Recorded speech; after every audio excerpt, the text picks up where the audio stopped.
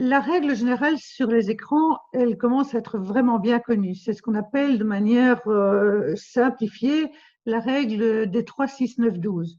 Je ne vais pas la développer ici, il y a plein d'endroits où c'est fait beaucoup mieux que ce que je pourrais le faire en 2 minutes. C'est évident que la situation actuelle de confinement dans laquelle nous nous trouvons appelle à prévoir un aménagement différent du temps d'écran, sans perdre le fait que les parents cadrent ce temps. Par exemple, pour échanger sur des possibilités encore non explorées, pour parler entre soi des difficultés rencontrées, pour s'orienter mutuellement vers telle ou telle idée, pour envisager ensemble si on a bien compris les consignes d'un travail pour les plus grands, ou tout simplement, et d'ailleurs tout simplement parce que tout ce que je viens de donner comme exemple, ce n'est que ça, entretenir le lien social. Et ça, c'est vraiment particulièrement important et je ne vous l'apprends pas, particulièrement important pour les adolescents. Ce qui est essentiel dans ce temps d'écran, c'est qu'il soit complété par des moments de contact avec le réel. Parce que ce contact avec le réel permet toujours d'apprendre à mettre le virtuel à sa juste place.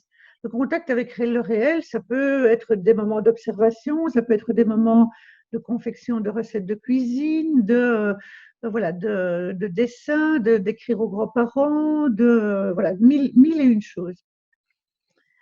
C'est aussi une bonne occasion de rappeler que ce ne sont pas tant les écrans qui sont nocifs aux enfants, quoique c'est évident que leur abus l'est toujours nocif, mais ce sont les écrans non accompagnés.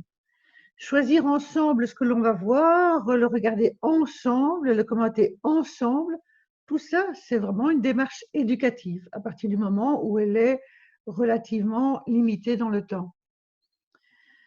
En famille, les idées données par l'école, les idées de travail données par l'école peuvent être prises en compte, soit au premier degré, regarder telle ou telle vidéo YouTube pour en faire un compte-rendu, par exemple, mais elles peuvent aussi être détournées vers une activité qui se situe plus dans le réel. Et donc, je ne sais pas moi, remettre en scène ou faire une parodie ou faire une observation à partir de quelque chose qui est présenté déjà comme un objet fini, tout ça, c'est de bonnes idées. C'est aussi l'occasion de redire que passer des moments de lecture avec les enfants, c'est très important. Quel que soit la lecture que vous choisissez, ce n'est pas ça qui est si important. Il ne faut pas nécessairement choisir des lectures très sophistiquées.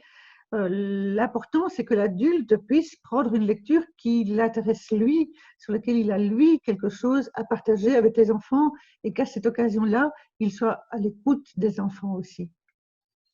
Ce moment si particulier sera sans doute l'occasion de prendre conscience que pour les jeunes en âge de scolarité obligatoire, les écrans ne remplaceront jamais la classe, car l'enfant, devant l'écran, il reste seul face à lui-même, même s'il est accompagné par un adulte. Et il n'est pas dans un environnement d'apprentissage comme l'est la classe, de manière avec toutes les interactions qui peuvent se passer entre élèves et bien sûr avec l'enseignant. Et c'est cette interaction entre les autres élèves et l'enseignant, ce qui fait la classe, c'est finalement le seul véritable moteur de l'apprentissage, en tout cas dans le cadre de l'enseignement obligatoire, où tous les aspects éducatifs ne peuvent pas être complètement oubliés par rapport aux aspects d'apprentissage.